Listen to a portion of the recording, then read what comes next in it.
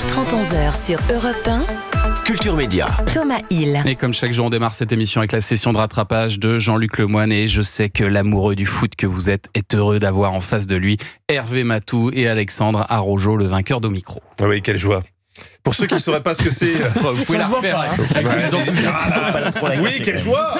Voilà, ça passe mieux. J'ai oublié que c'était de la radio. Quel acteur. Non, pour ceux qui ne sauraient pas ce que c'est Omicro, en 2 mots, vraiment. En fait, Alexandre a gagné le concours du meilleur cri de Tarzan.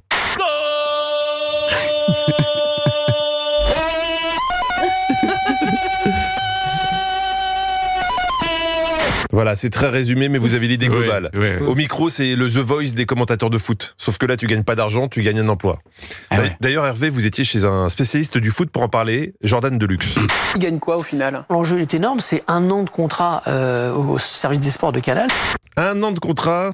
Dites Hervé, ça vous aurait écorché un petit CDI Non mais c'est quand même un concours. Alexandre il est arrivé premier parmi 10 000 postulants et là il a l'espérance de vie d'une Miss France quand même.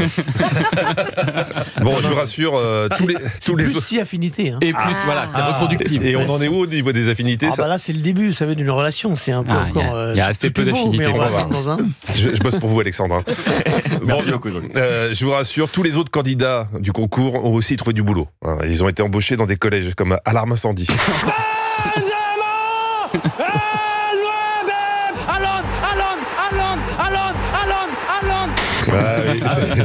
Ça peut servir. Wow. On a vibré avec cette première saison de Micro. Pendant la finale gagnée par Alexandre contre Arnaud, Hervé et Laure Boulot avaient fait quand même quelques remarques.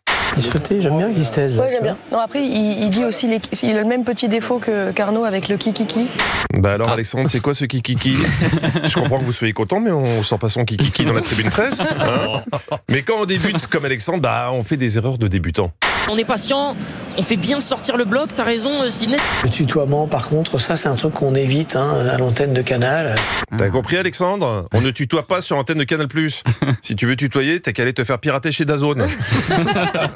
Bon, en revanche, ici à Europe 1, tu peux. Évite juste d'appeler Thomas Macouille. Il est un peu sensible en ce moment. Légèrement. Non, faut faire attention quand t'es commentateur de ne pas verser dans le jeunisme, être trop connecté. Par exemple, il y a des commentateurs qui lisent en direct les commentaires sur les réseaux sociaux. Alors qu'on nous demande sur le hashtag national FFF si le jeune Peter... Moi le cul... Non, c'est une bêtise. Ça, il l'aurait pas fait, Hervé. Non, il l'aurait pas fait. Non, Hervé, il a des principes et il aime un certain style de commentateur.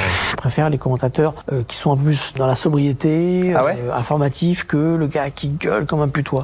C'est compris, Alexandre? Donc, on évite de se prendre pour Jean-Charles Sabatier. Le relais de la tête avec Jude Bellingham. C'est complètement dingue! Je pense qu'il s'est fait une torsion testiculaire. Je vois pas d'autre explication. N'empêche, Jean-Charles Sabatier, lui, il est totalement bilingue français-allemand.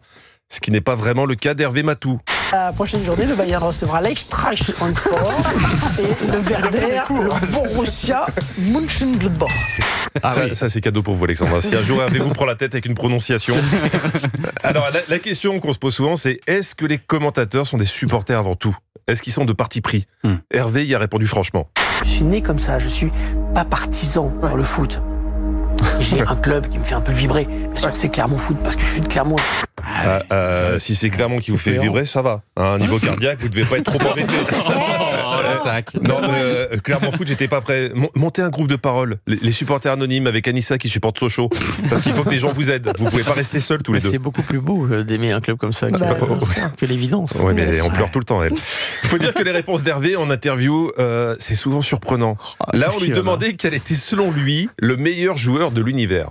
Je pense que c'est un martien. Pourquoi? Petit homme vert, les martiens peuvent se planquer dans la pelouse, tu les vois pas, et paf, ils surgissent, et ils marquent.